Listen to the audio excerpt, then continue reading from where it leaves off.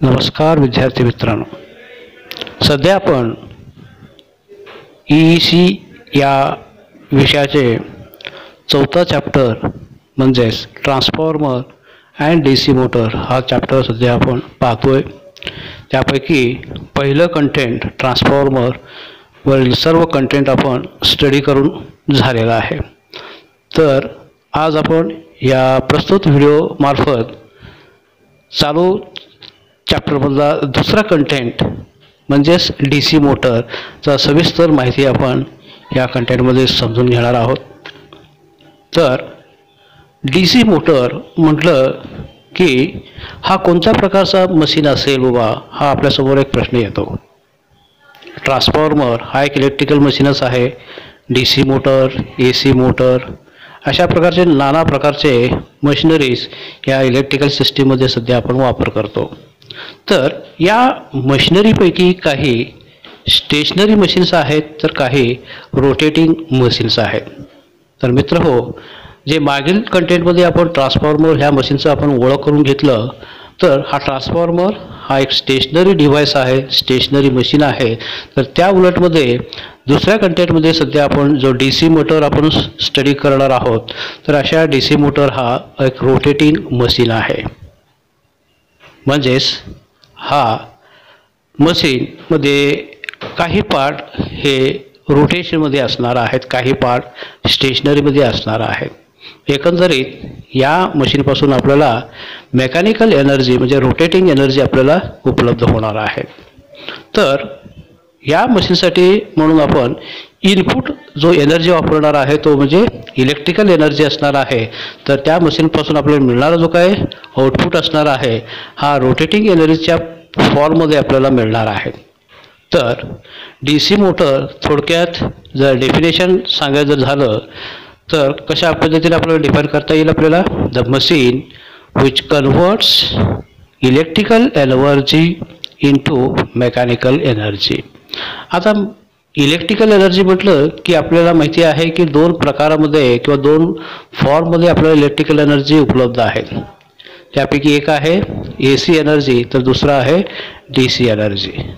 तर DC एनर्जीवरती चालणारे जे काय मशीन्स आहेत किंवा जे काय डिव्हाइसेस आहेत, तर त्यांना आपण काय म्हणणार आहे, तर DC मशीन्स किंवा DC डिव्हाइसेस आपण म्हणणार आहे। तर ह्या ठिकाणी जो मोटर आपण वापरणार आहे त्या मोटरसाठी जो इनपुट इलेक्ट्रिकल एनर्जी असणार आहे तो DC इलेक्ट्रिकल एनर्जी असणार आहे। म्हणजे सप्लाय सिस्टीम कोणत्या प्रकारामध्ये आपण वापर करणार आहे त्या प्रकारे दोन प्रकारचे इलेक्ट्रिक मोटर्स हे क्लासिफाय झालेले आहेत। त्यापैकी एक AC मोटर आहे, तर दुसरा DC मोटर आहे। म्हणजे AC मोटर म्हणजे AC सप्लाय चालण्यावरती चालणारे AC सप्लायवरती चालणारे मोटर्स आहेत। तर त्या उलटमध्ये DC सप्लायवरती चालणारे जे काही इलेक्ट्रिक मोटर्स आहेत त्यांना आपण काय म्हणणार आहे, DC मोटर्स आपण म्हणणार आहे। अशा मोटर्स आपण कोणत्या कारणासाठी आपण वापर करणार आहेत, वेगवेगळ्या जे काही आपण घरगुती कारणासाठी आपण मोटर्सचा वापर आपण करणार आहे किंवा इंडस्ट्रियल ॲप्लिकेशनमध्ये वेगवेगळ्या ॲप्लिकेशनसाठी वापर होणारे जे काही मोटर्स आहेत, तर त्या ठिकाणी काही AC मोटरचे प्रकार असणार आहे, तर काही DC मोटरचे प्रकार आपण सध्या वापरमध्ये होत असताना आपण पाहतोय। तर चला या DC मोटरबद्दल आपण सविस्तर माहिती ह्या प्रस्तुत व्हिडिओतून आपण पाहून घेऊया। तर चला पहिल्यांदा आपण या DC मोटरचा वर्किंग प्रिन्सिपल काय आहे हे जाणून घेऊया। तर मित्रहो, या DC मोटरचा जो काही वर्किंग प्रिन्सिपल आहे तो ऑलरेडी आपण इयत्ता 10वीमध्ये किंवा इयत्ता 9वीमध्ये ऑलरेडी शिकून झालेला आहे। आणि तो प्रिन्सिपल काय आहे हे पुन्हा एकदा या ठिकाणी मी तुम्हाला समोर आठवण करून देतोय। That is, when a current carrying conductor is placed in a magnetic field, it experiences a force।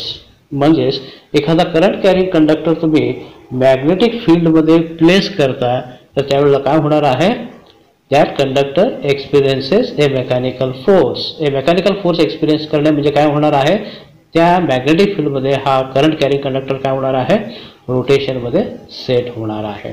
तर वरील चित्रामध्ये तुम्हाला दिसतोय ते N आणि S असे दोन मॅग्नेट दिसत आहेत। याचा अर्थ त्या दोन्ही मॅग्नेटिकमध्ये मॅग्नेटिक फील्ड आहे, तर त्या मॅग्नेटिक फील्डमध्ये एक रेक्टँग्युलर शेपमध्ये एक कंडक्टर प्लेस केलेला आहे आणि हा कंडक्टर एक सेलला जोडलं गेलेला आहे आणि ह्या सेलमार्फत DC इलेक्ट्रिकल एनर्जी हा त्या रेक्टँग्युलर कंडक्टरला किंवा रेक्टँग्युलर कॉईलला हा सप्लाय होणार आहे. म्हणजेच तो करंट कॅरिंग कंडक्टर किंवा करंट कॅरिंग कॉईल म्हणून तो ॲक्ट होणार आहे. आणि जसं तुम्ही मॅग्नेटिक फील्डमध्ये तो प्लेस करता अशा वेळी थोडक्यात काय होणार आहे, हा मेकॅनिकल फोर्स तो एक्सपिरियन्स करणार आहे. म्हणजे थोडक्यात मॅग्नेटिक फील्डमध्ये हा कंडक्टर रोटेशनमध्ये सेट होणार आहे. म्हणजे सिम्पल हा प्रिन्सिपल ह्या DC मोटरसाठी आपण वापर केलेला आहे. तर हा प्रिन्सिपल पुन्हा एकदा मी रिपीट करतो इथे, when a current carrying conductor or when a current carrying coil is placed in a magnetic field it experiences a mechanical force. म्हणजेच ह्या प्रिन्सिपलप्रमाणे आपल्याला कोणकोणत्या गोष्टीची गरज आहे, एक तर मॅग्नेटिक फील्ड जे मॅग्नेटपासून आपल्याला मिळणार आहे आणि ह्या मॅग्नेटिक फील्डमध्ये आपण काय करणार आहे, एक करंट कॅरिंग कंडक्टर किंवा एक रेक्टँग्युलर कॉईल आपण प्लेस करणार आहे आणि ह्या रेक्टँग्युलर कॉईल थ्रू काय आपण पास करणार आहे, तर इलेक्ट्रिसिटी पास करणार आहे. जसं इलेक्ट्रिसिटी पास करणार आहे तो करंट कॅरिंग कॉईल म्हणून तो ॲक्ट होईल आणि मॅग्नेटिक फील्डमध्ये प्लेस केला असल्यामुळे काय होणार, तो रोटेशनमध्ये तिथे सेट होणार आहे. ओके विद्यार्थी मित्रांनो, तर DC मोटरच्या वर्किंग प्रिन्सिपलप्रमाणे जेव्हा करंट कॅरिंग कंडक्टर आपण मॅग्नेटिक फील्डमध्ये प्लेस केला असता मेकॅनिकल फोर्स एक्सपिरियन्स करतोय. म्हणजेच तो कोणत्या डायरेक्शनमध्ये फोर्स एक्सपिरियन्स करणार आहे तो शोधून काढण्यासाठी आपण एका प्रिन्सिपलचा वापर करणार आहे. तो प्रिन्सिपल म्हणजे फ्लेमिंगचा हा लेफ्ट हँड रूल असणार आहे. तर चला फ्लेमिंगचा लेफ्ट हँड रूल काय सांगतो आपल्याला समजून घेऊया. तर आपल्या डाव्या हाताचा जो काही सुरुवातीचे जे 3 बोटे आहेत वरील चित्राप्रमाणे हा स्प्रेड करून घ्या. तर त्याप्रमाणे हा थंब हा कंडक्टरचा मेकॅनिकल फोर्स जो एक्सपिरियन्स करणार आहे तो रिप्रेझेंट करणार आहे. तर फर्स्ट फिंगर मॅग्नेटिक फील्ड दर्शवणार आहे, तर मिडल फिंगर हा डायरेक्शन ऑफ करंट म्हणजे कंडक्टरमधून होणारा करंटचं डायरेक्शन काय आहे हो दर्शवणार आहे. तर ह्या नियमाप्रमाणे सहजरित्या आपल्याला रेक्टँग्युलर कॉईल जो कोणत्या डायरेक्शनमध्ये तो रोटेशनमध्ये सेट होणार आहे त्याचं डायरेक्शन आपल्याला सहजरित्या आपल्याला शोधणं येणं शक्य होणार आहे. ओके, तर चला आता पुढील कंटेंटकडे आपण वळूया. Construction of DC motor. DC motor कशा पद्धतीने हे बनवलं जातं याचं एक इन्फॉर्मेशन आपण आता माहिती चालू करूया. तर कालचा एक व्हिडिओमध्ये आपण छोटे DC मोटर कशा पद्धतीने तयार केलं जातं, नेमकं त्या DC मोटरमध्ये असणारे कोणकोणते पार्ट्स आहेत या सर्व गोष्टी त्या व्हिडिओमध्ये आपण पाहून झालेला आहे. तर आता सविस्तर या मोठ्या जे काही DC मोटर्स आपण वापर करणार आहे त्या DC मोटर्समधलं कन्स्ट्रक्शन काय आहे हे आपण जाणून घेऊया. तर मित्रहो, नक्कीच DC मोटरचा वर्किंग प्रिन्सिपलप्रमाणे 2 गोष्टीचा आपल्याला गरज आहे हे आपल्याला कळालेलं आहे. तो म्हणजे एक मॅग्नेटिक फील्ड आणि दुसरा म्हणजे करंट कॅरिंग कॉईल. तर ह्या 2 गोष्टी आपण ह्या कन्स्ट्रक्शनमध्ये जर फुलफिल करून जर दिलं तर नक्कीच हा जो काही मशीन आपण डिझाईन करणार आहे जो तयार करणार आहे तो नक्कीच DC इलेक्ट्रिकल एनर्जीचा कन्व्हर्जन हा रोटेटिंग एनर्जी म्हणजे मेकॅनिकल एनर्जीमध्ये नक्कीच करणार आहे. तर अशा DC मोटरचं जो काय कन्स्ट्रक्शन आहे हे नेमकं काय काय आहेत, कोणकोणत्या पार्ट्सचा वापर ह्या ठिकाणी झालेला आहे याचा जो काय सविस्तर माहिती आहे आपण ह्या कन्स्ट्रक्शनमध्ये आपण पाहून घेऊया. ओके, तर चला आपण DC मोटरचा कन्स्ट्रक्शन डिटेल्स आपण आता पाहायला सुरुवात करूया. Construction of DC motor. DC मोटरच्या कन्स्ट्रक्शनप्रमाणे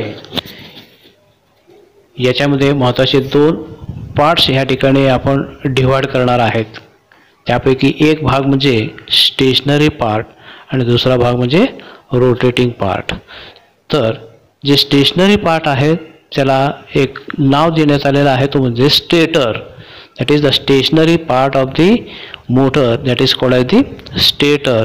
तर दुसरा जो काय पार्ट आहे तो म्हणजे रोटेटिंग पार्ट आहे.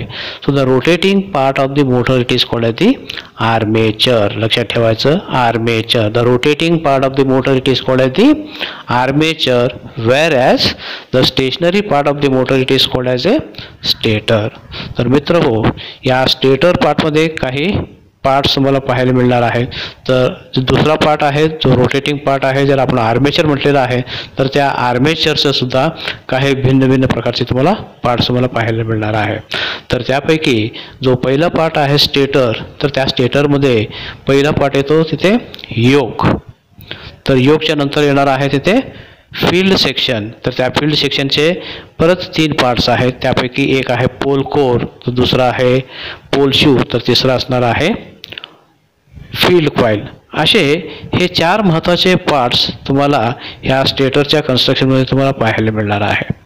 तर जे दुसरा पार्ट आहे रोटेटिंग पार्ट, त्या रोटेटिंग पार्टमध्ये काही परत सब पार्ट्स तुम्हाला पाहायला मिळणार आहे. त्यापैकी एक पार्ट असणार आहे आर्मेचर कोर, त्याच्यानंतर आर्मेचर वाइंडिंग, त्याच्यानंतर कम्युटेटर आणि त्या कम्युटेटरच्या नंतर कार्बन ब्रशेस.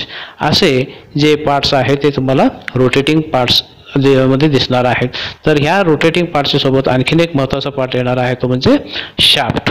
म्हणजे शाफ्ट, कार्बन ब्रशेस, त्यानंतर कम्युटेटर, आर्मेचर वाइंडिंग आणि आर्मेचर कोर. तर इतके पार्ट्स तुम्हाला आर्मेचरच्या कन्स्ट्रक्शनमध्ये तुम्हाला पाहायला मिळणार आहे. तर अशा सर्व स्टेटर आणि आर्मेचर जे वेगवेगळे पार्ट्स आहेत त्या पार्टच्या सर्व डिटेल्स माहिती आपण आता 1 बाय 1 चालू करूया. ओके. तर पहिल्यांदा आपण आता स्टेटर पार्टने सुरुवात करूया. तर स्टेटरचा पहिला पार्ट म्हणजे थोडक्यात योक. या गोलाकारामध्ये दिसणारा जो बाहेर मोटरचा जो काही कव्हर आहे त्या कव्हरला आपण काय म्हणणार आहे, योक म्हणणार आहे. That is the outer frame of the machine is called as yoke. तर या योकचं नेमकं काय उद्देश आहे त्या DC मोटरमध्ये, तर महत्त्वाचे 2 काम हा योक सेक्शन करणार आहे. तर पहिला part, it provides mechanical support for the poles and acts as a protecting cover for the whole machine. तो दूसरा आहे it carries the magnetic flux produced by the field coils.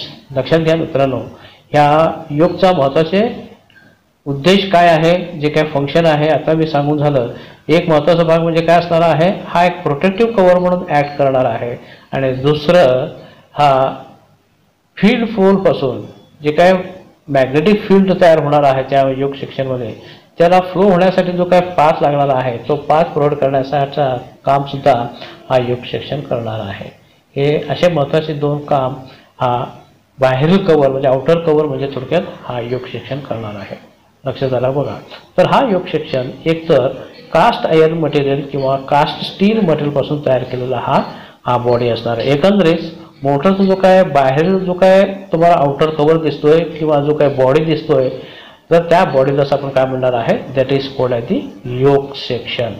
लक्षात ठेवा. आणि त्याचा शेप कसा असणार आहे, सर्क्युलर शेपमध्ये तुम्हाला हा पार्ट तुम्हाला दिसणार आहे. तर ह्या योक सेक्शनच्या वरती एक आणखीन एक पार्ट तुम्हाला दिसणार आहे. तो पार्ट म्हणजे आय बोल्ट, ज्याला आपण लिफ्ट आय सुद्धा म्हणलं जातं. तर ह्या आयबोर्डचा उपयोग कशासाठी होणार आहे, तर मशीन किंवा हा जो काय मोटर असणार आहे तो मोटर उचलण्यासाठी तो मदत करणार आहे. तर मित्र हो, आता पुढील पार्टकडे आपण वळूया. आता हा जो काय पार्ट तुम्हाला दिसतोय ते हा स्टेटरमधला हा दुसरा महत्त्वाचा भाग तुम्हाला इथे दिसतोय की ज्याला आपण पोल सेक्शन आपण म्हणणार आहे. तर मगाशी सांगितल्याप्रमाणे या पोल सेक्शनमध्ये 3 महत्त्वाचे पार्ट तुम्हाला इथे पाहायला मिळणार आहे. एक पार्ट म्हणजे थोडक्यात पोल कोर आहे, तर दुसरा पार्ट असणार आहे पोल शू आणि एक तिसरा महत्त्वाचा पार्ट असणार आहे तो फील्ड कॉईल. ओके.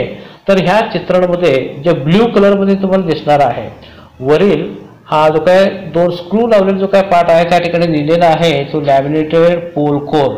आतला जो काय ब्ल्यू कलरचा रेक्टँग्युलर शेपमधला जो काय पार्ट तुम्हाला इथे दिसतो ज्याला आपण तिथे लॅमिनेटेड पोल कोर असं लिहिलं गेलेलं आहे.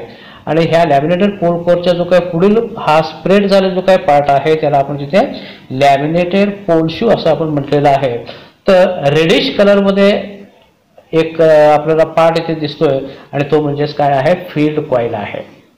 ओके. तर या ठिकाणी या तिघांचा नेमकं काय रोल असणार आहे या ठिकाणी थोडंसं आपण माहिती करून घेऊया आता. तर ह्या ठिकाणी पोल कोरचं जो काय काम असणार आहे त्याचं काम असणार आहे तर फील्ड कॉइलला सपोर्ट करणे. फील्ड कॉइलला सपोर्ट करण्याचं काम हा पोल कोर करणार आहे. तर ह्या फील्ड कॉइलचा नेमका रोल काय असणार आहे तर नेसेसरी मॅग्नेटिक फील्ड तयार करण्याचा काम हा फील्ड कॉइल करणार आहे. म्हणजेच जेव्हा ह्या फील्ड कॉइल मार्फत तुम्ही इलेक्ट्रिसिटी फ्लो करून देणार आहे तर ह्या फील्ड कॉइल पासून काय होणार त्या ठिकाणी नेसेसरी मॅग्नेटिक फील्ड हा तयार तिथे होणार आहे. आपल्याला डीसी मोटरच्या वर्किंग प्रिन्सिपल प्रमाणे पहिला जो रिक्वायरमेंट आहे तो मॅग्नेटिक फील्डचा. तर ह्या ठिकाणी त्या मॅग्नेटिक फील्ड तयार करण्याचं काम हा कोण करणार आहे तर हा फील्ड कॉइल करणार आहे. तर ह्या फील्ड कॉइलच्या पुढचा जो काय भाग आहे तो पुढच्या भागामध्ये थोडक्यात तुम्हाला काय दिसणार आहे तर पोलशू हा पार्ट तुम्हाला दिसणार आहे. तर ह्या पोलशूचा नेमका रोल काय असणार आहे तर फील्ड कॉइल पासून तयार झालेला जो काय मॅग्नेटिक फील्ड आहे तो मॅक्झिमम हा एअर गॅप मध्ये हा स्प्रेड करण्याचा जो काय रोल आहे हा पोलशू तिथे तुम्ही करणार आहे. लक्षात ठेवायचं. तर स्टेटर आणि आर्मेचरच्या दोन्हीच्या मध्ये थोडक्यात काय असणार आहे छोटंसं एअर गॅप असणार आहे. तर त्या एअर गॅपमध्ये मॅक्झिमम फील्ड कॉइल पासून तयार झालेला जो काय मॅग्नेटिक फील्ड आहे त्याला स्प्रेड करण्याचा जो काय काम आहे जो मदत करणार आहे तो मदत करणारा पार्ट म्हणजे कोण असणार आहे तर पोल शू असणार आहे. म्हणजे पोल सेक्शनचा जो मेन रोल आहे तर मॅग्नेटिक फील्ड सेटअप करणे, मॅग्नेटिक फील्ड तयार करणे. तर ह्या मॅग्नेटिक फील्ड तयार करण्यासाठी हे डीसी मोटरच्या कन्स्ट्रक्शन महत्त्वाचे हे 3 पार्ट तुम्हाला दिसणार आहे. त्यापैकी एक असणार आहे तर पोल कोर, तर दुसरा असणार आहे पोल शू, तर तिसरा असणार आहे तिथे हा फील्ड कॉइल असणार आहे. तर हा जो काय पोल सेक्शन आहे जो पोल कोर आणि पोल शू सेक्शन तुम्हाला दिसतोय हा पूर्ण सेक्शन हा लॅमिनेटेड याचा अर्थ सीट पासून लॅमिनेशन सिलिकॉन स्टील मटेरियलच्या लॅमिनेशन पासून थिन सीट्स पासून तयार केलेले हे तुम्हाला पोल कोर सेक्शन तुम्हाला इथे दिसतोय. तिथे हा वरील डायग्राम जर बघितलं समोर एक आपल्याला लॅमिनेशन दिसतो. असे नंबर ऑफ लॅमिनेशन्स एकत्रित करून काय केलेलं त्या ठिकाणी हा अखंड असे पोल कोर सेक्शन तुम्हाला किंवा पोल सेक्शन तुम्हाला पाहायला तिथे मिळतो. म्हणजे थिन लॅमिनेशन्स पासून हा तयार केलेला तुम्हाला पोल सेक्शन तुम्हाला दिसणार आहे. राईट. तर ह्या पोल सेक्शनचे महत्त्वाचे हे 3 पार्ट तुम्हाला पाहून झाला. आता पुढील पार्टकडे आपण वळूया तो म्हणजे रोटेटिंग पार्ट. तर ह्या रोटेटिंग पार्टमध्ये महत्त्वाचे 5 वेगवेगळ्या पार्ट्स आपण माहिती करून घेतलेलं होतं. त्यापैकी एक पार्ट म्हणजे काय माहिती करून घेतलं तर शाफ्ट. त्या शाफ्टच्या नंतर माहिती करून घेतलं आपण कम्युटेटर. त्या कम्युटेटर नंतर कार्बन ब्रशेस, त्यानंतर आर्मेचर वाइंडिंग, त्यानंतर आर्मेचर कोर. इतके हे सर्व रोटेटिंग पार्टचे हे काय असणार आहे प्रकार असणार आहे जे पार्ट्स असणार आहे. आर्मेचरचे हे सर्व पार्ट्स असणार आहे. मित्रहो लक्षात ठेवायचं तर जो स्टेशनरी पार्ट आहे त्या डीसी मोटरचा मधला जो स्टेशनरी पार्ट आहे जे स्टेटर आपण म्हटलेलं आहे तर त्या स्टेटरचा महत्त्वाचा नेमका रोल काय असणार आहे तर वर्किंग प्रिन्सिपल प्रमाणे जो काय रिक्वायर्ड मॅग्नेटिक फील्ड आहे त्या मॅग्नेटिक फील्ड की ज्याला आपण नेसेसरी मॅग्नेटिक फील्ड म्हणणार आहे त्या नेसेसरी मॅग्नेटिक फील्ड तयार करण्याचा काम हा स्टेटर पार्ट करणार आहे. तर दुसरा जो करंट कॅरिंग कंडक्टर किंवा करंट कॅरिंग कॉइलचा जो काय रोल आहे तो कोण करणार आहे तर हा आर्मेचर करणार आहे. तर ह्या आर्मेचरमध्ये ह्या करंट कॅरिंग कॉइल म्हणून ऍक्ट होण्यासाठी आपल्याला अशा प्रकारचे 5 वेगवेगळे पार्ट्सची आपल्याला तिथे गरज लागलेला आहे. राईट. इट इज तो भाग म्हणजे कम्युटेटर आहे, ब्रशेस आहे, आर्मेचर वाइंडिंग आहे, आर्मेचर कोर आहे आणि हा शाफ्ट दिसणार आहे. ओके. तर आता आपण 1 बाय 1 या सर्व पार्टच्या माहिती आपण आता घ्यायला सुरुवात आपण करूया. तर चला आर्मेचर कोरचा जो पहिला महत्त्वाचा पार्ट आहे तो म्हणजे आर्मेचर कोर कन्स्ट्रक्शन. तर आता आर्मेचर कोरबद्दल डिटेल्स माहिती आपण आता या स्लाइड्सवर आपण माहिती समजून घेऊया. तर वरील जो चित्र आहे हा आर्मेचर कोरच्या कन्स्ट्रक्शनच्या संदर्भात तुम्हाला दिसतो येते. तर ह्या वरील चित्राप्रमाणे राईट साईडला एक तुम्हाला लॅमिनेशन दिसते, गोलाकार शेपमध्ये एक लॅमिनेशन दिसतो तिथे. तर त्या लॅमिनेशनचा जो आउटर पेरिफेरी आहे जो वरील भाग आहे त्या वरील भागमध्ये छोटे छोटे छोटे असे ग्रूव्ज पडलेला आहे, खड्डे पडलेले आहे ज्याला आपण इथे स्लॉट म्हणतो. इथे काय म्हणणार आहे आपण त्याला स्लॉट म्हणणार आहे. तर अशा स्लॉटमध्ये आपण काय टप करणार आहे तर आर्मेचर कंडक्टर्स किंवा आर्मेचर वाइंडिंग सुद्धा आपण म्हणतो किंवा आर्मेचर कॉईल आपण इथे पुटअप करणार आहे. तर ह्या अशा नंबर ऑफ सर्क्युलर लॅमिनेशन पासून तयार केलेला हा आर्मेचर कोर पार्ट तुम्हाला पाहायला इथे मिळतो तिथे. तर या ठिकाणी राईट साईडला दिसणारा जो काय एक सर्क्युलर शेपमधला जो काही लॅमिनेशन आहे अशा नंबर ऑफ लॅमिनेशन पासून तयार केलेला हा आर्मेचर कोर कन्स्ट्रक्शन तुम्हाला तिथे पाहायला मिळतो तिथे. तर हे जे काही लॅमिनेशन्स आहेत हे सिलिकॉन स्टील मटेरियलपासून तयार केलेले हे काय असणार आहे तर हे लॅमिनेशन्स असणार आहे. असे नंबर ऑफ लॅमिनेशन्स एकत्रित करून आपण आर्मेचर कोर आपण बिल्टअप करणार आहे. तर अशा आर्मेचर कोरच्या जे आउटर पेरिफेरी आहे त्या आउटर पेरिफेरीमध्ये नंबर ऑफ स्लॉट्स आपण प्रोव्हाइड करून त्या स्लॉटमध्ये आपण काय कॅरी करणार आहे तर आर्मेचर कंडक्टर्स म्हणजेच आर्मेचर वाइंडिंग आपण कॅरी करणार आहे. म्हणजे आर्मेचर वाइंडिंगला किंवा आर्मेचर कंडक्टरला सपोर्ट करण्याचं जो काय काम आहे कोण करणार आहे बाबा तर हा आर्मेचर कोर करणार आहे. तर हा आर्मेचर कोर कशावरती सपोर्ट केलेला असणार आहे तर हा जो मधला सेंट्रल शाफ्ट असणार आहे त्या शाफ्टवरती हा सपोर्टेड असणार म्हणजे सिलेंड्रिकल शेपमध्ये दिसणारा जो काही पार्ट आहे तो म्हणजे आर्मेचर कोर आहे. आणि अशा आर्मेचर कोर हा सिलिकॉन स्टील मटेरियलच्या सर्क्युलर लॅमिनेशन पासून तयार केलेला हा पार्ट तुम्हाला पाहायला तिथे मिळतो. लक्षात येते बघा. ओके. तर मित्रहो या आर्मेचर कोरचा जो काय कन्स्ट्रक्शन तुम्ही पाहता तर याचा डिटेल्स जो इन्फॉर्मेशन आहे या ठिकाणी सुद्धा तुम्हाला इथं ओव्हरऑल चित्रमध्ये तुम्हाला पाहायला मिळतो इथे. तर या ठिकाणी जे तुम्हाला इथं पार्ट्स तुम्हाला पाहायला मिळतो हा जो काही पार्ट आहे हा आर्मेचर कोर आहे. आर्मेचर कोरच्या खालच्या बाजूला म्हणजे लेफ्ट साईडला तुम्हाला कम्युटेटर पार्ट तुम्हाला पाहायला मिळतो. कम्युटेटर पार्टच्या नंतर एक बेरिंग सुद्धा आहे तिथे नावं दिले गेलेलं बघा चित्रामध्ये. तर जो कोर म्हटलेला आहे तो म्हणजे आर्मेचर कोर आहे. त्याच्यानंतर आर्मेचर वाइंडिंग आहे. त्याच्यानंतर रेडिश कलरमध्ये कम्युटेटर आहे. तर त्या कम्युटेटरच्या बाजूला एक बेरिंग दिसतोय आणि बेरिंगच्या खालच्या बाजूला जो सेंटरमध्ये हा शाफ्ट तुम्हाला इथे दिसतोय. म्हणजे थोडक्यात ओव्हरऑल हा DC मोटरमधला जो काय आर्मेचर आहे हा आर्मेचरचा कन्स्ट्रक्शन तुम्हाला इथे पाहायला मिळतो. त्यातलं आर्मेचर कोरचं डिटेल्स माहिती आपण आत्ता मागाशी समजून घेतलं.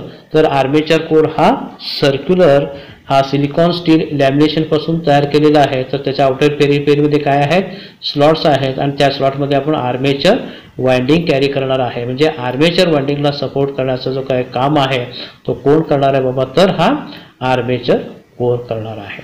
ओके. आता पुढील पार्टकडे आपण वळूया. तर आर्मेचरचा महत्त्वाचा दुसरा पार्ट म्हणजेच कम्युटेटर.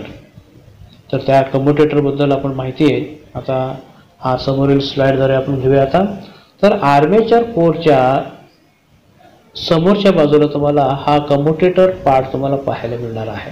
तर हा पार्ट सुद्धा पाहिला असता हा एक सिलेंड्रिकल शेपमध्ये ड्रम शेपमध्ये दिसणारा हा पार्ट आहे. तर वरती आता चित्रामध्ये बघा रेडिश कलरमध्ये अशा पट्ट्या पट्ट्या दिसत आहेत. म्हणजे थोडक्यात ते कॉपरच्या सेगमेंट्स म्हणतो आपण त्याला काय म्हणणार आहे कॉपरच्या सेगमेंट्स आपण म्हणणार आहे. म्हणजे कॉपरच्या सेगमेंटपासून कॉपरच्या पट्ट्यापासून तयार केलेला हा कम्युटेटर पार्ट असणार आहे. ओके. तर आर्मेचर वाइंडिंगचे प्रत्येक जो काही टर्मिनल असणार आहे तो आणून आपण ह्या कम्युटेटरला आपण जोडणार आहे. काय करणार आहे आर्मेचर वाइंडिंगचे प्रत्येक कंडक्टर हे आणून कुठं जोडणार आहे तर ह्या कम्युटेटरच्या सेगमेंट्सला आपण जोडून देणार आहे. तर हे सेगमेंट्स कशापासून तयार केलेलं आहे तर कॉपर मटेरियलपासून तयार केलेला आहे. तर दोन सेगमेंटच्या मध्ये हा मायका इन्सुलेटिंग मटेरियलपासून काय केलेलं आहे आपण सेपरेट केलेला आहे. लक्षात ठेवायचं. It means commutator is built by using the copper segments and these segments are separated by mica insulating material. लक्षात ठेवा बघा. ओके. तर मुलांनो या कम्युटेटर बद्दल माहिती जर घ्यायचं झालं तर कम्युटेटरचं महत्त्वाचं फंक्शन असणार आहे that is once again it is made up of cylindrical shape made from copper segments insulated each other by insulating material, that is the mica insulating material. So the function of commutator is to convey the electrical energy from source to the armature winding via brushes. म्हणजे थोडक्यात brushes मार्फत energy ह्या commutator मिळणार आहे, तर ह्या commutator मार्फत armature वाइंडिंगला DC electrical energy मिळणार आहे. म्हणजे थोडक्यात आता armature winding current carrying conductor किंवा करंट कॅरिंग कॉईल किंवा करंट कॅरिंग वाइंडिंग म्हणून ॲक्ट व्हायला ते सुरुवात होणार आहे. म्हणजे बाहेरून डीसी सप्लाय आर्मेचर वाइंडिंगला कन्वे करण्याचं जो काही काम आहे तो कोण करणार आहे, तर हा कम्युटेटर पार्ट करणार आहे. आलं लक्षात? ओके. आता पुढील आपण पार्टकडे आपण वळूया. आता तो पुढील पार्टचं नाव आहे कार्बन ब्रशेस. ओके. तर हे कार्बन ब्रशेस ह्या कम्युटेटर सरफेसवरती तुम्हाला पाहायला मिळणार आहे. कम्युटेटर सरफेसवरती हे कार्बन ब्रशेस हे माउंट केलेलं दिसणार आहे. म्हणजे आपण सुरुवातीला वर्किंग प्रिन्सिपलमध्ये एक आपण डायग्राम पाहिलं, त्या डायग्राममध्ये एक सेल जोडलेलं होतं आपण. म्हणजे त्या सेलचा उद्देश काय होतं, डीसी इलेक्ट्रिकल एनर्जी सप्लाय करणे, बरोबर आहे की नाही. तर त्या डीसी इलेक्ट्रिकल एनर्जी ह्या ठिकाणी सुद्धा आपण आर्मेचर वाइंडिंगला प्रोव्हाइड करणार आहे. तर आपण काय करणार आहे, बाहेरून डीसी सप्लाय आपण ह्या पहिल्यांदा ब्रशेसला जोडणार आहे. आता ब्रशेसचं कन्स्ट्रक्शन जर बघितलं तर समोर हा ब्लॅक कलरमध्ये काही पार्ट तुम्हाला दिसणार आहे, मागं परत रेडिश कलरमध्ये काही पार्ट तुम्हाला दिसणार आहे. तर हा ब्लॅक कलरमध्ये दिसणारा जो काय मटेरियल आहे तो म्हणजे कार्बन मटेरियल आहे, आणि रेडिश शेपमध्ये दिसणारा जो काही पार्ट आहे तो कॉपरचं वायर आहे. म्हणजे आपण काय करणार आहे, बाहेरून जो डीसी सप्लाय आहे ह्या कॉपरच्या वायरला देणार आहे, आणि ते कॉपर वायर मार्फत हे कार्बन मटेरियलला मिळेल. आणि हे कार्बन मटेरियल म्हणजेच काय आहे, कार्बन ब्रशेस आहेत. आणि हे कार्बन ब्रशेस कम्युटेटर सरफेसवरती माउंट केलं असल्याने काय होणार आहे, त्या कार्बन ब्रशेसमध्ये आलेला जो काय डीसी इलेक्ट्रिकल एनर्जी असणार आहे, बाहेरून आपण डीसी सप्लाय दिलेला आहे, तर त्या डीसी सप्लाय आता काय होणार आहे, तर कम्युटेटरमध्ये इंजेक्ट होणार आहे. म्हणजे का ब्रशेसमधला जो काय डीसी इलेक्ट्रिकल एनर्जी आहे तो कशाला पास होणार आहे, आता कशाला कन्वे होणार आहे, आता कम्युटेटरला जाणार आहे. याचा अर्थ या ठिकाणी जे कार्बन ब्रशेस आहे ते मात्र स्टेशनरी असणार आहे, ते रोटेशनमध्ये नसणार आहे, हे लक्षात ठेवायचं आपल्याला. म्हणजे जे डीसी इलेक्ट्रिकल एनर्जी आहे तो डायरेक्टली आपण ब्रशला देणार आहे. हा ब्रश मात्र स्टेशनरी असणार आहे, आणि ह्या कार्बन ब्रशेस थ्रू कम्युटेटरला सप्लाय जाणार आहे, आणि त्या कम्युटेटर मार्फत आर्मेचर वाइंडिंगला सप्लाय जाणार आहे. म्हणजे अशा प्रकारे आर्मेचर वाइंडिंगला आपण डीसी इलेक्ट्रिकल एनर्जी सप्लाय करण्याचं जो काही काम आहे आपण या ठिकाणी करणार आहे. तर हा चित्रण जर बघितलं तर तुम्हाला ओव्हरऑल हा जो डीसी मोटरमधला जो रोटेटिंग पार्ट आहे तो रोटेटिंग पार्ट तुम्हाला पुन्हा एकदा इथं पाहायला मिळतोय. ते जो मागील जो काय बाजू तुम्हाला इथे दिसतोय ते त्या ठिकाणी रोटर असं लिहिलेलं आहे किंवा रोटर स्लॉट्स असं लिहिलेलं आहे. म्हणजेच हा आर्मेचर कोर कन्स्ट्रक्शन आहे. त्याच्यानंतर ब्ल्यू कलरमध्ये दिसणारा जो काय पार्ट आहे तो म्हणजे शाफ्ट आहे, राईट इट इज. त्यानंतर कम्युटेटर हा एक पार्ट त्या ठिकाणी लिहिलेला तुम्हाला दिसतोय. त्याच्यानंतर एक्सटर्नल ब्रशेस असं लिहिलेलं आहे, याचा अर्थ ते म्हणजे कार्बन ब्रशेस तुम्हाला दिसणार आहेत. म्हणजे थोडक्यात अशा प्रकारे तुम्हाला त्या डीसी मोटरमधला रोटेटिंग पार्ट तुम्हाला दिसणार आहे. म्हणजे थोडक्यात बाहेर जो काही एक्सटर्नल डीसी सप्लाय असणार आहे पहिल्यांदा आपण कशाला देणार आहे, हे दोन्ही ब्रशेसला आपण जोडणार आहे. त्या ब्रशेस थ्रू कुठं जाणार आहे, तर कम्युटेटरला जाणार आहे, आणि कम्युटेटर थ्रू कशाला जाणार आहे, तर आर्मेचर वाइंडिंगला सप्लाय तिथे जाणार आहे. म्हणजे प्रत्येक आर्मेचर वाइंडिंगचे टर्मिनल आपण कम्युटेटरला जोडले असल्यामुळे काय होणार आहे, त्या ठिकाणी ह्या कार्बन ब्रशेसला मार्फत मिळालेलं जे काही डीसी इलेक्ट्रिकल एनर्जी आहे तो कम्युटेटर व्हाया कुठे जाणार आहे, आर्मेचर वाइंडिंगला जाणार आहे. म्हणजे थोडक्यात काय होणार आहे, तर आर्मेचर वाइंडिंग ॲज ए करंट कॅरिंग कंडक्टर म्हणून त्या ठिकाणी ॲक्ट होणार आहे. म्हणजेच डीसी मोटरच्या वर्किंग प्रिन्सिपलप्रमाणे ज्या दोन गोष्टीची आपल्याला गरज होतं त्या दोन्ही गोष्टी आपण ह्या ठिकाणी फुलफिल केलेल्या आहे. तर स्टेटर पार्ट मार्फत आपण नेसेसरी मॅग्नेटिक फील्ड आपण डेव्हलप करणार आहे. तर करंट कॅरिंग कॉईल म्हणून कशाचा आपण वापर केलेला आहे, तर रोटेटिंग पार्टचा आपण वापर केलेला आहे. म्हणजे आर्मेचर ह्या पार्टचा आपण वापर केलेला आहे. तर आर्मेचर थ्रू आपण ह्या करंट कॅरिंग कॉईल्सचा जो गरज आहे तो आपण